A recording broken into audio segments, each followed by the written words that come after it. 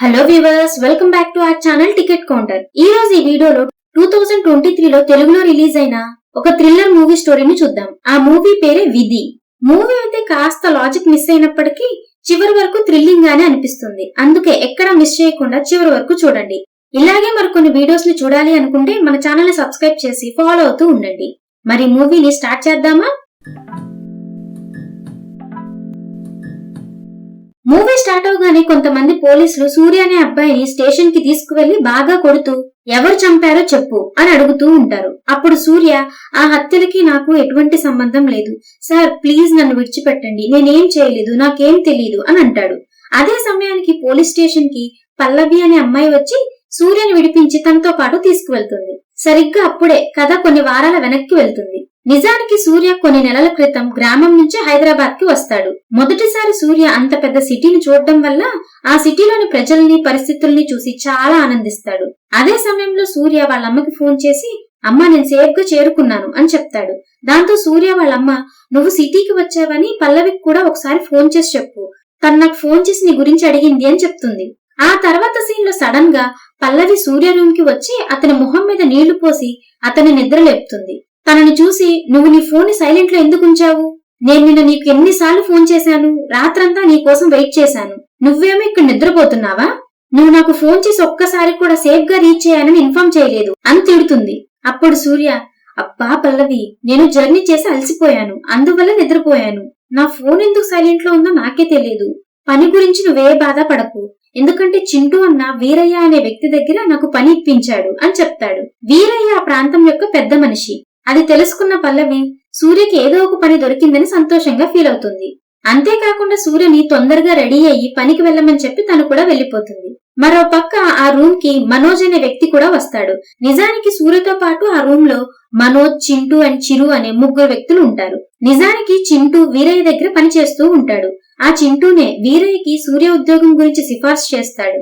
మనోజ్ కూడా Veeraiah rice mill లో పనిచేస్తూ ఉంటాడు. దాంతో సూర్య కూడా మనోజ్ తో పాటు ఆ రైస్ మిల్ కే వెళ్తాడు. ఆ రైస్ మిల్ లో వీరయ్య బామ్మర్ది ఉంటాడు. అతనికి చాలా అహంకారం. అతను సూర్యని చూసి, నీ గురించి చింటూ చెప్పాడు, నువ్వు మూటలు మోసే పని చెయ్యాలి, ఒక్క మూటకి 2.5 రూపాయలు ఇస్తాను, అలా 200 మూటలకి 500 రూపాయలు ఇస్తాను, ఏదైనా తేడా వస్తే నువ్వు బ్రతకువు అని చెప్తాడు. అలా మాట్లాడుతూ ఉండగానే ఒక వ్యక్తి వీరయ్య బామ్మర్ది దగ్గరికి టీ తీసుకుని వెళ్తాడు. కానీ పొరపాటున ఆ టీ కింద పడి వీరయ్య బామ్మర్ది దగ్గర ఉన్న ఒక పెన్ మీద పడుతుంది. దాంతో అతను బాగా కోపం వచ్చి ఆ టీ తెచ్చిన వ్యక్తిని బాగా తిడతాడు. ఈ పెన్ విలువ 40,000 రూపాయలు, నువ్వు నీ జీవితంలో ఇలాంటి పెన్ని కొనలేవు, నీలాంటి చెత్త మనుషులకు ఇలాంటి విలువైన వస్తువుల గురించి ఏం తెలుస్తుంది అని తిడతాడు. మరో పక్క వీరయ్యను కలవడానికి ఒక ఎమ్మెల్యే వస్తాడు. ఎమ్మెల్యే వీరయ్యను ఏదో భూమి గురించి అడుగుతాడు. ఒకవేళ ఆ భూమి వీరయ్య ఎమ్మెల్యేకి ఇచ్చేస్తే ఆ ఎమ్మెల్యే వీరయ్యకి తన పార్టీలో ఒక టికెట్ ఇస్తానని చెప్తాడు. మరో పక్క పల్లవి తన ఉద్యోగం చేసే ప్లేస్ లో తన కొలీగ్ ని చూసి సూర్య సిటీకి వచ్చాడని చెప్తుంది. నిజానికి సూర్య అండ్ పల్లవిలు చిన్నప్పటి నుంచే మంచి ఫ్రెండ్స్. అంతేకాకుండా పల్లవి సూర్యని ఇష్టపడుతూ ఉంటుంది. అదే సమయంలో సూర్య పల్లవి ఆఫీస్ కి వచ్చి పల్లవి దగ్గర ఏడుస్తూ ఉంటాడు. దాంతో పల్లవి అసలు ఏమైంది అని అడుగుతుంది. దాంతో సూర్య, నేను మూటలను మోస్తూ ఉన్న సమయంలో పొరపాటున వీరయ్య చెల్లికాలికి ఒక మూట తగిలింది, అది చూసి వీరయ్య బామ్మరిది నన్ను బాగా కొట్టాడు, నేను అది కావాలని చేయలేదు, పొరపాటున చేశానని చెప్పినా వినకుండా నన్ను బాగా కొట్టి మిల్ నుంచి బయటికి పంపించేశాడని చెప్తాడు. అలా జరిగిందంతా సూర్య పల్లవికి చెప్పగా అది మొత్తం విన్న పల్లవి తనను చూసి, నువ్విలా మొత్తం చెప్పి ఏడవడానికి చిన్నపిల్లాడివి కాదు, పెద్దవాడివి, మనిషి అన్న తర్వాత కష్టాలు వస్తూనే ఉంటాయి, కానీ మనం జీవితం నుంచి పారిపోకూడదు, ఆ సమస్యని ఎదిరించి పరిష్కారం వెతుక్కోవాలి, సరే అయితే నువ్వు కొద్దిసేపు ఇక్కడే కూర్చో, నేను ఇప్పుడే వస్తానని చెప్పి లోపలికి వెళ్తుంది. మరో పక్క వీరయ్యకి సూర్య గురించి తెలుస్తుంది. వీరయ్య సూర్యని పని నుంచి తీసేయండి అని చెప్తాడు. కానీ చింటూ వీరయ్య దగ్గరికి వెళ్లి, అయ్యా అతను చాలా అప్పుల్లో మునిగిపోయి ఉన్నాడు, మీ భరోసా మీదనే నేను అతన్ని సిటీకి రమ్మని పిలిచాను, అతన్ని పని నుంచి తీయకండి అని రిక్వెస్ట్ చేస్తాడు. అప్పుడు వీరయ్య సూర్య ఊరి పేరు విన్న తర్వాత తన బామ్మర్తిని తన క్యాబిన్ లోకి పిలిచి ఏదో మాట్లాడతాడు. మరో పక్క పల్లవి ఆఫీస్ లోని మేనేజర్ కి బిర్యానీ అంటే చాలా ఇష్టం. సరిగ్గా అదే సమయంలో పల్లవి మేనేజర్ క్యాబిన్ లోకి వెళ్తుంది. అప్పుడు ఒక కాయిన్ కింద పడుతుంది. దాంతో ఆ కాయిన్ ని కిందకి వంగి తీస్తూ ఉండగా ఆ మేనేజర్ పల్లవిని చెడు దృష్టితో చూస్తూ ఉంటాడు. అంతేకాకుండా పల్లవితో అసభ్యంగా మాట్లాడడం మొదలు పెడతాడు. ఏం పని మీద వచ్చావు పల్లవి, ఎందుకు వచ్చావు, ఏం కావాలి నీకు అని అడుగుతాడు. అప్పుడు పల్లవి, సార్ నాకు హాఫ్ డే లీవ్ కావాలి, నా ఆరోగ్యం సరిగ్గా లేదని చెప్తుంది. అప్పుడు ఆ మేనేజర్, సరే అయితే పల్లవి లీవ్ తీసుకో, ఒకవేళ నీకేదైనా డబ్బు అవసరమైతే నాకు చెప్పు అని అంటాడు. దాంతో పల్లవి ఆ రూమ్ నుంచి బయటికి వెళ్ళగానే మేనేజర్ ఆ కాయిన్ ని మళ్లీ ఆ డోర్ పైన ఉన్న చిన్న గ్యాప్ లో పెడతాడు. నిజానికి ఏ అమ్మాయి అయినా తన రూమ్ లోకి వచ్చినప్పుడు ఆ కాయిన్ ని తీయడానికి కిందకు వంగితే ఆ మేనేజర్ ఆ అమ్మాయిని చెడు దృష్టితో చూడ్డానికి అలా చేస్తూ ఉంటాడు. అలా లీవ్ తీసుకున్న పల్లవి సూర్య మనసు కుదుటపరచడానికి సిటీ మొత్తం తిప్పుతుంది. వీళ్ళిద్దరూ కలిసి సాయంత్రం వరకు అలా తిరుగుతూనే ఉంటారు. సాయంత్రం అవ్వగానే సూర్య మీద ఒక పెన్ పడుతుంది. ఆ పెన్ ఎక్కడి నుంచి వస్తుందో ఎవ్వరికీ తెలియదు. సూర్య ఆ పెన్ ని తన జోబులో పెట్టుకుంటాడు. అది చూసిన పల్లవి, ఆ పెన్ ఏం చేసుకుంటావు అని అడుగుతుంది. అప్పుడు సూర్య, నీకు తెలియదు పల్లవి, ఈ పెన్ విలువ వేలల్లో ఉండొచ్చు. ఒకవేళ ఈ పెన్ 10,000 రూపాయలకి అమ్మినా కూడా నాకు చాలా లాభం వస్తుంది కదా అని అంటాడు. అప్పుడు పల్లవి, ఈ పెన్ కి కనీసం చాక్లెట్ కూడా రాదు అని అంటుంది. అదే సమయంలో పల్లవికి బాగా కడుపులో నొప్పొస్తుంది. సూర్య వెంటనే పల్లవిని హాస్పిటల్ కి తీసుకువెళ్తాడు. టెస్ట్లన్నీ చేసిన డాక్టర్, పల్లవికి చిన్నప్పటి నుంచి ఈ వ్యాధి ఉందా అని అడుగుతుంది. అప్పుడు సూర్య, అవును డాక్టర్ గారు, చిన్నప్పటి నుంచి తనకిలాగే కడుపులో నొప్పి వస్తూ ఉంటుంది అని చెప్పడంతో డాక్టర్ వీళ్ళని చూసి, పల్లవి కిడ్నీస్ పాడైపోయాయి, తనకి వెంటనే కిడ్నీస్ ట్రాన్స్ప్లాంట్ చేయాలి. ప్రస్తుతానికి నేను పల్లవి పేరుని లిస్ట్ లో ఎంటర్ చేస్తాను, కిడ్నీ మ్యాచ్ అవ్వడం కోసం. ప్రతి నెల 5,000 రూపాయలు ఖర్చు చేయాల్సి ఉంటుంది.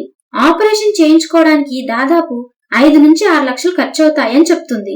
సూర్య ఈ విషయాన్ని పల్లవికి కూడా చెప్తాడు. అప్పుడు పల్లవి సూర్యని చూసి, ప్రతి నెల ట్రీట్మెంట్ ని నేను నా శాలరీ ద్వారా చేయించుకుంటాను. ఆపరేషన్ కి ఇంకా చాలా టైం ఉంది కదా, నా నెంబర్ లిస్ట్ లో 3వ ప్లేస్ లో ఉంది, అప్పుడు చూద్దాం అని చెప్తుంది. సూర్య దగ్గర ఒక టేప్ రికార్డర్ ఉంటుంది. దాన్ని తన మెడలో తగిలించుకుని కూర్చొని ఉంటాడు. సూర్య ఎప్పుడైనా నిరాశగా ఫీల్ అయినప్పుడు ఆ టేప్ రికార్డర్ లోని క్యాసెట్ ని వింటూ ఉంటాడు. చిన్నప్పుడే సూర్య తండ్రి ఈ ప్రపంచాన్ని వదిలిపెట్టి వెళ్లిపోయాడు. సూర్య కోసం ఒక క్యాసెట్ లో కొన్ని మంచి విషయాలు రికార్డ్ చేసి ఉంటాడు వాళ్ళ నాన్న. దాంతో సూర్య అప్పుడప్పుడు వాళ్ళ నాన్న మాటలు వింటూ ఉంటాడు. సూర్య తండ్రి ఆ క్యాసెట్ లో, సూర్య ఏదేం జరిగినా నువ్వెప్పుడూ మంచి మార్గంలోనే నడవాలి అని చెప్తూ ఇంకా చాలా మంచి మాటలు చెప్పి ఉంటాడు. ఆ తర్వాత చింటూ రూమ్ కి వచ్చి సూర్యని చూసి, నువ్వేం బాధపడకు, నేను పెద్ద సార్తో మాట్లాడేశాను, నువ్వు రేపటి నుంచి మళ్ళీ పనిలోకి రావచ్చు అని చెప్తాడు. సూర్య చింటూ మాటలు విన్న తర్వాత చాలా సంతోషంగా ఫీల్ అవుతాడు. అదే గదిలో ఉంటున్న చిరు సూర్య జేబులో ఆ పెన్ని చూసి, నీకు చదువు రాదు, నీకు ఈ పెన్తో ఏం అవసరం ఉంది, ఈ పెన్ అసలు రాస్తుందా అని చిరు ఆ పెన్ని తీసుకుని అసలు రాస్తుందా లేదా అని ఒక బుక్ మీద రాసి టెస్ట్ చేస్తాడు. అప్పుడు సూర్య, నేను ఈ పెన్ని 10,000కు లేదంటే అంతకంటే ఎక్కువకి అమ్మాలనుకుంటున్నా, ఎవరైనా ఉన్నారా కొనడానికి అని అడుగుతాడు. సూర్య మాటలు విన్న తర్వాత చిరు బాగా నవ్వి, ఒకవేళ ఆ పెన్ అంత ప్రైస్ కి అమ్ముడుపోతే నాకు కూడా కాస్త డబ్బు ఇవ్వు అని అడుగుతాడు. ఆ తర్వాత రోజు సూర్య తన పనికి వెళ్తాడు. వీరయ్య బామ్మర్ది సూర్యని తన దగ్గరికి పిలిచి సూర్య వాళ్ళ భూమి గురించి మాట్లాడతాడు. నీ భూమిని మాకమ్ము, నీకు వచ్చిన డబ్బుని నీ ఖర్చులకి నీ అప్పులకి వాడుకో అని చెప్పగా అది విన్న సూర్య, లేదన్నా అది మా నాన్న చివరి జ్ఞాపకం, అయినా కూడా ఒకసారి నేను మా అమ్మని అడిగి చూస్తాను అని చెప్తాడు. అదే సమయంలో చింటూ ఏడుస్తూ సూర్య దగ్గరికి వెళ్లి, సూర్య మన చిరు చనిపోయాడు అని చెప్తాడు. ఆ మాట వినగానే సూర్య చింటూతో కలిసి మార్చరీ దగ్గరికి వెళ్తారు. అప్పుడు పోలీసులు వీళ్ళని చూసి చిరు కరెంట్ షాక్ వల్ల చనిపోయాడని చెప్తారు. ఆ మాటలు విన్న తర్వాత చిరు ఫ్రెండ్స్ అందరూ చాలా బాధపడతారు. అలా కాసేపటికి సూర్య తిరిగి తన గదికి వచ్చిన తర్వాత సూర్యకి వాళ్ళమ్మ ఫోన్ చేసి జరిగిందంతా చెప్తుంది. నిజానికి వాళ్ళ గ్రామంలో సూర్య వాళ్ళమ్మ ఒక వ్యక్తి నుంచి కొంత డబ్బుని అప్పుగా తీసుకుని ఉంటుంది. ఆ డబ్బు తిరిగి ఇవ్వకపోవడం వల్ల ఆ వ్యక్తి సూర్య వాళ్ళ ఇంటికి తాళం వేసి వెళ్లిపోతాడు. దాంతో వాళ్ళమ్మ ఆ వ్యక్తి దగ్గరికి వెళ్లి వాళ్ళ ఇంటి తాళాలు ఇవ్వమని అడుగుతూ, నా కొడుకు సిటీకి వెళ్లాడు, మీ డబ్బుని కొద్ది కొద్దిగా తిరిగి ఇచ్చేస్తామని చెప్తుంది. కానీ ఆ జమీందార్ సూర్య వాళ్ళమ్మని తప్పుగా చూస్తూ డబుల్ మీనింగ్ గా మాట్లాడుతూ ఉంటాడు. నువ్వంత పెద్ద ఇంట్లో ఒంటరిగా ఎలా ఉంటావు, నా ఇల్లు కూడా పెద్దగానే ఉంటుంది, గదులు కూడా చాలానే ఉన్నాయి, నువ్వు నా ఇంటికి రా, ఒకవేళ 2 వారాల లోపల నా డబ్బు తిరిగి ఇవ్వకపోతే నేను ప్రతిరోజు నీ ఇంటికి వస్తూ ఉంటాను అని చాలా అసభ్యంగా మాట్లాడతాడు. అలా సూర్య వాళ్ళమ్మ జరిగిందంతా తనకి చెప్తుంది. దాంతో సూర్య చాలా బాధపడతాడు. అలా తను బాధపడటం చూసిన మనోజ్ అండ్ చింటూ ఇద్దరూ కలిసి సూర్యకి గంజాయి తాగమని ఇస్తారు. సూర్య మొదటిసారి గంజాయి తాగుతాడు. దానివల్ల సూర్యకి కళ్ళు తిరిగినట్లుగా అనిపిస్తుంది, కానీ అతనికి చాలా మంచిగా కూడా అనిపిస్తుంది. అలా ఉదయం అయ్యాక ఆ పెన్ని అమ్మడానికి సూర్య చాలా మంది దగ్గరికి వెళ్తాడు. కానీ ఎవ్వరూ ఆ పెన్ని కొనరు. దానివల్ల పాపం సూర్య చాలా బాధపడతాడు. ఎలా డబ్బుని అరేంజ్ చెయ్యాలి అని ఆలోచిస్తూ ఉంటాడు. సూర్యకి కాస్త సమయం దొరికినప్పుడల్లా వేరే వేరే పనులు చేస్తూ ఉంటాడు. తొందరగా డబ్బు సంపాదించి ఊరు వెళ్లాలని తను అనుకుంటాడు. అదే విధంగా సూర్య నెత్తి మీద పల్లవి బాధ్యత కూడా పడుతుంది. మెల్లమెల్లగా పల్లవి నెంబర్ ఆ లిస్ట్ లో మొదటి ప్లేస్ లోకి వస్తుంది. ఒక రోజు మనోజ్ సూర్యని చూసి, నేను నీ పెన్ని ఎలాగోలా అమ్మి పెడతాను అని చెప్పి కొన్ని షాప్స్ దగ్గరికి తీసుకువెళ్తాడు. అప్పుడే మనోజ్ వాళ్ళ నాన్న మనోజ్ కి ఫోన్ చేసి ఏదో నెంబర్ చెప్పడంతో మనోజ్ సూర్య జోబు నుంచి ఆ పెన్ను తీసుకొని తన చేతి మీద ఆ నెంబర్ ని రాసుకుంటాడు. అలా నెంబర్ రాసుకున్న తర్వాత మనోజ్ సూర్యని చూసి ఆ పెన్ను ఇవ్వబోతూ ఉండగానే మనోజ్ మీద చాలా ఇటుకలు పడి తను అక్కడికక్కడే చనిపోతాడు. కానీ ఆ పెన్ కి చిన్న డ్యామేజ్ కూడా అవ్వదు. ఇదంతా చూసిన సూర్యకి మతిపోతుంది. అప్పటి నుంచి సూర్య ఆ పెన్ను అనుమానించడం మొదలు పెడతాడు. నిజానికి మొదటిసారి చిరు ఆ పెన్ తో రాశాక తను చనిపోయాడు. మనోజ్ కూడా ఆ పెన్ను యూజ్ చేశాడు. తను కూడా ఇప్పుడు చనిపోయాడు. ఆ తర్వాత హాస్పిటల్ కి వెళ్ళగా ఒక వ్యక్తి చింటూని చూసి నెక్స్ట్ నెంబర్ నీదే, ఈ సూర్య నుంచి నువ్వు జాగ్రత్తగా ఉండు అని చెప్తాడు. దాంతో సూర్య చింటూని పక్కకి పిలిచి అన్నా ఈ పెన్ తో ఎవరైనా రాస్తుంటే వాళ్ళు చనిపోతున్నారు అని చెప్తాడు. కానీ చింటూ చాలా బాధలో ఉండడం వల్ల సూర్య మాటలను అస్సలు నమ్మడు. ఆ తర్వాత సూర్య ఆ పెన్ని పడేయాలని అనుకోగానే పల్లవి సూర్యకి ఫోన్ చేసి తన మేనేజర్ చేసే పనుల గురించి చెప్తుంది. అదే ఎలా అయితే తనతో బ్యాడ్ గా బిహేవ్ చేస్తున్నాడో అదంతా చెప్తుంది. తన మాటలు వినగానే సూర్యకి చాలా కోపం వచ్చి పల్లవి మేనేజర్ దగ్గరికి వెళ్లి సార్ నేను మీకు పెద్ద ఫ్యాన్ ని, ప్లీజ్ సార్ మీరు నాకు దయచేసి ఒక ఆటోగ్రాఫ్ ని ఇవ్వండి అని అడుగుతాడు. ఇదంతా చూస్తున్న పల్లవికి అసలేం అర్థం కాదు. ఆ మేనేజర్ సూర్యపీడను వదిలించుకోవడానికి చేసేదేమీ లేక చివరికి ఆ పెన్తోనే ఆటోగ్రాఫ్ ఇస్తాడు. బయటికి వచ్చాక పల్లవి సూర్యని చూసి అసలు నువ్వేం చేశావు అని అడుగుతుంది. అప్పుడు సూర్య పల్లవిని చూసి నేను సినిమా హీరోనేం కాదు, నాకేదొస్తుందో నేను అదే చేయగలను అని చెప్తాడు. ఆ తర్వాత ఆ మేనేజర్ తన బిర్యానీ తింటూ ఉండగా అప్పుడే మేనేజర్ మామయ్య ఫోన్ చేసి ఒక ప్లేస్ కి రమ్మని పిలుస్తాడు. దాంతో ఆ మేనేజర్ తన మామయ్య చెప్పిన ప్లేస్ కి వెళ్తూ ఉంటాడు. సూర్య కూడా ఆ మేనేజర్ ని ఫాలో అవుతూ ఉంటాడు. నిజానికి సూర్య ఆ మేనేజర్ కి ఏమన్నా అవుతుందా లేదా చూద్దామని చెప్పి వెళ్తూ ఉంటాడు. కానీ చాలా సమయం అయిన తర్వాత కూడా మేనేజర్ కి ఏమీ అవ్వదు. నిజానికి మేనేజర్ ఈ పాటికి చనిపోవాలి కదా, ఏమీ అవ్వలేదేంటి, ఇదంతా నా భ్రమ, ఈ పెన్ లో ఏ శక్తి లేదు అని అనుకుంటాడు సూర్య. కానీ అదే సమయంలో మేనేజర్ రోడ్ యాక్సిడెంట్ లో చనిపోతాడు. ఇదంతా చూసిన సూర్య చాలా సంతోషంగా ఫీల్ అవుతాడు. అంతేకాకుండా సూర్యకి ఈ పెన్ తో ఎవరైనా రాస్తే వాళ్ళు చనిపోతారనే నమ్మకం ఏర్పడుతుంది. దాంతో సూర్య తన గ్రామానికి వెళ్లి ఆ జమీందార్ తో ఒక పేపర్ మీద అదే పెన్ తో సైన్ చేయించుకుంటాడు. దాంతో ఆ జమీందార్ కూడా చనిపోతాడు. ఆ తర్వాత దీపావళి రావడంతో ఒక్క రోజు కోసం సూర్య వాళ్ళమ్మ సిటీకి వస్తుంది. దాంతో సూర్య వాళ్ళమ్మ పల్లవి ముగ్గురు కలిసి భోజనం చేస్తారు. రాత్రికి సూర్య తన గదికి తిరిగి వచ్చేస్తాడు. దాంతో సూర్య వాళ్ళమ్మ పల్లవిని చూసి అమ్మా ఇంకెన్ని రోజులు ఇలా ఉంటారు, మీరిద్దరూ పెళ్లి చేసుకోండి అని అంటుంది. అప్పుడు పల్లవి ఆంటీ ముందు మీ అబ్బాయిని ప్రపోజ్ చేయనివ్వండి, నేను కేవలం ఎస్ చెప్పడానికి ఎప్పటి నుంచో సిద్ధంగా ఉన్నాను అని చెప్తుంది. సూర్య తిరిగి తన రూమ్ కి వెళ్ళగా చింటూ సూర్యని చూసి ఈ మధ్య నువ్వు ఎక్కువగా కనిపించడం మానేశావు, అలాగే చాలా సంతోషంగా కూడా కనిపిస్తున్నావు అని అంటాడు. అవునన్నా కొన్ని వేరే పనులు చేస్తున్నాను, నా అప్పులన్నీ తీరిపోయాయి, ఎవరైతే అప్పు ఇచ్చారో అతను కూడా చనిపోయాడని చెప్తాడు. ఆ మాటలు విన్న తరువాత చింటూకి సూర్య మీద అనుమానం కలుగుతుంది. దాంతో చింటూ సూర్యని చూసి సరే అయితే నీ దగ్గర ఉన్న పెన్ నాకివ్వు, నేను దాన్ని అమ్మి ఇస్తాను అని చెప్పి చింటూ ఆ పెన్ని తీసుకోబోతూ ఉండగా సూర్య దాన్ని అడ్డుకుంటాడు. దానివల్ల ఇద్దరి మధ్య ఒక చిన్న గొడవ కూడా జరుగుతుంది.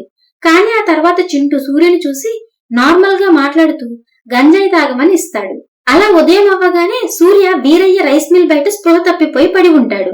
అంతేకాకుండా సూర్య చాలా గాయాలతో ఉంటాడు. సూర్య స్పృహలోకి వచ్చాక హాస్పిటల్ నుంచి సూర్యకి ఒక ఫోన్ వస్తుంది. పల్లవికి మళ్లీ కడుపులో నొప్పి వచ్చింది, అందుకే హాస్పిటల్లో అడ్మిట్ చేశామని చెప్తారు. దాంతో సూర్య హాస్పిటల్ కి వెళ్లి డాక్టర్ ని కలవగా డాక్టర్ సూర్యని చూసి మీరు డబ్బుని అరేంజ్ చేసుకున్నారా అని అడుగుతుంది. అప్పుడు సూర్య లేదు డాక్టర్, మేము డబ్బుని ఎలా అడ్జస్ట్ చేయాలో మాకు అర్థం కావటం లేదు, ప్లీజ్ మీరే ఏదన్నా మాకు సహాయం చేయాలని అంటాడు. దాంతో ఆ డాక్టర్ సూర్య అండ్ పల్లవిలకు ఒక ట్రస్ట్ గురించి చెప్తుంది. ఆ ట్రస్ట్ వాళ్ళు చాలా మందికి హెల్ప్ చేస్తారు, మీరు వెళ్లి వాళ్ళని ఒకసారి కలవండి అని చెప్తుంది.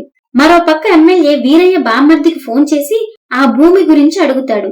మీరిచ్చిన మాటని ఇంకా పూర్తి చేయలేదు, ఆ విషయం ఇంతకీ ఏమైంది, ఎప్పుడు ఆ భూమి నా చేతికి వస్తుంది అని అడుగుతాడు ఎమ్మెల్యే. అప్పుడు వీరయ్య బామ్మర్ది సార్ కాస్త ప్రాబ్లం అయింది, ఇంకా కొన్ని రోజులు నాకు సమయం కావాలి అని అంటాడు. మరో పక్క హాస్పిటల్ నుంచి బయటికి వచ్చాక సూర్య పల్లవికి ప్రపోజ్ చెయ్యాలి అని అనుకుంటూ ఉండగానే పల్లవికి వీరయ్య మనుషులు సూర్య వాళ్ళ అమ్మ దగ్గరికి వచ్చారని ఫోన్ వస్తుంది. దాంతో సూర్య వెంటనే తన గ్రామానికి వెళ్తాడు. సరిగ్గా ఇప్పుడు సీన్ కాస్త వెనక్కి వెళ్తుంది. నిన్ననే వీరయ్య సూర్యని తన దగ్గరికి పిలిపించుకొని భూమి గురించి మాట్లాడతాడు. నువ్వు నీ భూమిని మాకు అమ్మి నీ ఖర్చులు అప్పులు అన్ని తీర్చుకో అని చెప్తాడు. కానీ దానికి సూర్య అస్సలు ఒప్పుకోనంటాడు.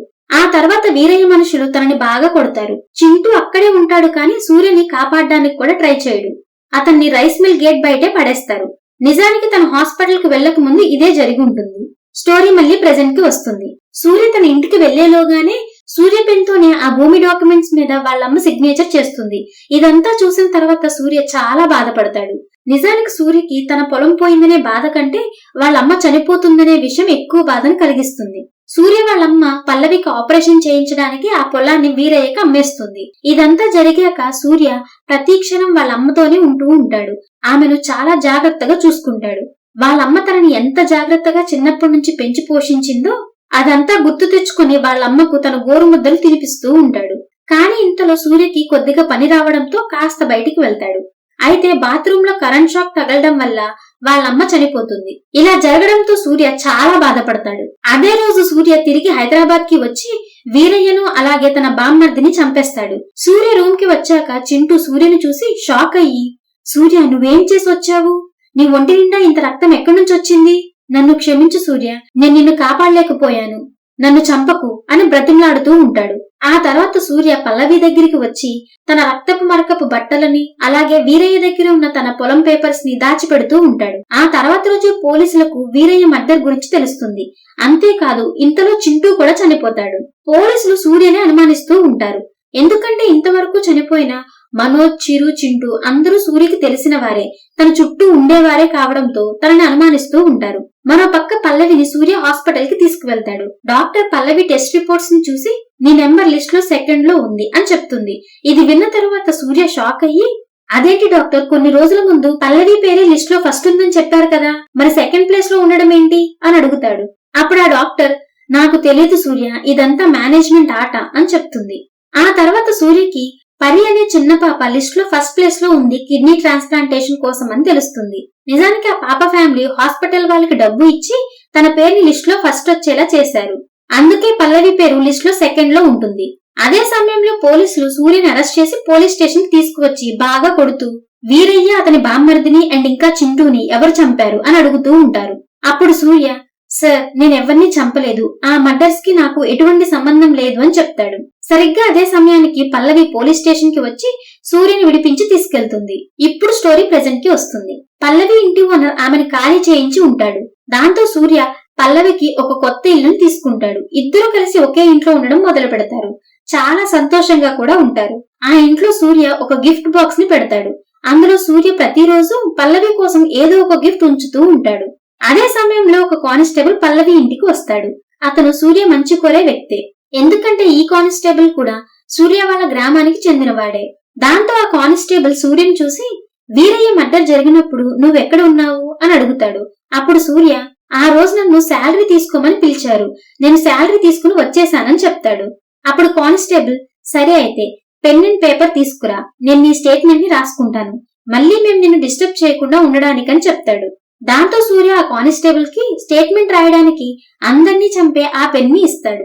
దాంతో ఆ తర్వాత రోజే టీవీలో రోడ్ యాక్సిడెంట్ వల్ల ఆ కానిస్టేబుల్ చనిపోయాడని న్యూస్ వస్తుంది. ఆ తర్వాత సూర్య ఆ చిన్న పాప పరి దగ్గరికి వెళ్లి ఆ పాపతో తన దగ్గరున్న ఆ డెత్ పెన్ తో సిగ్నేచర్ చేయించుకుంటాడు. అలా కాసేపటి తర్వాత హాస్పిటల్ వాళ్ళు పల్లవికి ఫోన్ చేసి లిస్ట్ లో ఇప్పుడు మీ నేమే మొదటి ప్లేస్ లో ఉంది అని చెప్తారు. అప్పుడు పల్లవి, ఆ చిన్న పాపకి ఏమైంది అని అడుగుతుంది. అప్పుడు ఆ హాస్పిటల్ వాళ్ళు ఆ పాప చనిపోయింది అని చెప్తారు. అదే సమయంలో సూర్య ఇంటికి వచ్చి ఏదో వస్తువులను దాచిపెడుతూ ఉంటాడు. ఇదంతా చూసిన పల్లవికి సూర్య మీద అనుమానం వస్తుంది. దాంతో జరిగినవన్నీ ఒకసారి గుర్తు చేసుకుంటుంది. ఇదంతా సూర్య దగ్గర ఉన్న ఆ పెన్ వల్ల జరుగుతుందని తనకు అర్థమవుతుంది. రాత్రి అవ్వగానే సూర్య రూమ్ లోకి వచ్చి చూడగా పల్లవి ఎక్కడా కనిపించదు. హాల్లో ఉన్న ఒక టేబుల్ మీద ఒక క్యాసెట్ గిఫ్ట్ రూపంలో ఉంటుంది. సూర్య ఆ క్యాసెట్ ని తన టేప్ రికార్డర్ లో వేసి ప్లే చేస్తాడు. నిజానికి పల్లవి ఆ క్యాసెట్ ని రికార్డ్ చేసి ఉంటుంది. అందులో పల్లవి సూర్యతో, ఏ సూర్య అయితే నాకు తెలుసు, చాలా కామ్ అండ్ ఇన్నోసెంట్ అయిన సూర్య ఇప్పుడు నీలో లేడు, నాకు అన్ని విషయాలు అర్థమయ్యాయి. సూర్య, ఏ విషయం నేను నీకు చెప్పాలని అనుకుంటున్నానో అది మన గిఫ్ట్ బాక్స్ లో ఉంది, వెళ్లి చెక్ చెయ్యి అని చెప్తుంది. దాంతో సూర్య ఆ బాక్స్ ని ఓపెన్ చేసి చూడగా అందులో ఒక పేపర్ మీద పల్లవి ఐ లవ్ యూ అని రాసి ఉంచుతుంది. అది కూడా చంపే పెన్ తో రాస్తుంది. అదంతా తెలిసిన తర్వాత సూర్య మతిపోతుంది. నిజానికి పల్లవి శవం కిచెన్ లోనే ఉంటుంది. మనిద్దరం ఒకటై ఈ కొత్త జీవితాన్ని మొదలు పెడదాం అనుకున్నాం, కానీ నువ్వు ఈ ప్రపంచంలో నుంచి ఆ జీవితాన్ని నాశనం చేశావు. అలాంటి జీవితం నాకొద్దు సూర్య అని చెప్పి రికార్డ్ చేసి ఉంటుంది. ఇదంతా విన్న సూర్య ఆ పెన్ తో రాయడానికి ప్రయత్నిస్తాడు. తను కూడా చనిపోవాలని అలా చేస్తాడు. కానీ ఆ పెన్ అస్సలు రాయదు. అదే సమయంలో పోలీసులు వచ్చి సూర్యని అరెస్ట్ చేసి తీసుకువెళ్తారు. ఎందుకంటే పల్లవినే సూర్యకి వ్యతిరేకంగా ఉన్న అన్ని సాక్ష్యాలను పోలీసులకు ఇచ్చి ఉంటుంది. దాంతో సూర్య కోపంతో ఆ పెన్ని బయటికి విసిరేస్తాడు. ఆ పెన్ పైనుంచి కింద మరో వ్యక్తి మీద పడుతుంది. ఆ వ్యక్తి ఆ పెన్ని తీసుకుని తన జోబులో పెట్టుకుని వెళ్తాడు. కరెక్ట్ గా అక్కడితో మూవీ ఎండ్ అవుతుంది. ఈ మూవీ మీకు ఎలా అనిపించిందో కామెంట్ చేసి చెప్తారు కదూ. మీరు చేసే కామెంట్స్, లైక్స్ అండ్ సబ్స్క్రిప్షన్స్ మాకు నెక్స్ట్ వీడియో చేయడానికి ఎంతో ఎంకరేజ్మెంట్ ని ఇస్తాయి. ఈ మూవీ అమెజాన్ ప్రైమ్ లో స్ట్రీమ్ అవుతుంది. ఈ వీడియో కనుక మీకు నచ్చినట్లయితే మీ ఫ్రెండ్స్ అండ్ ఫ్యామిలీతో కూడా షేర్ చేసుకుని సపోర్ట్ చేస్తూ ఉండండి. Thank you everyone for watching.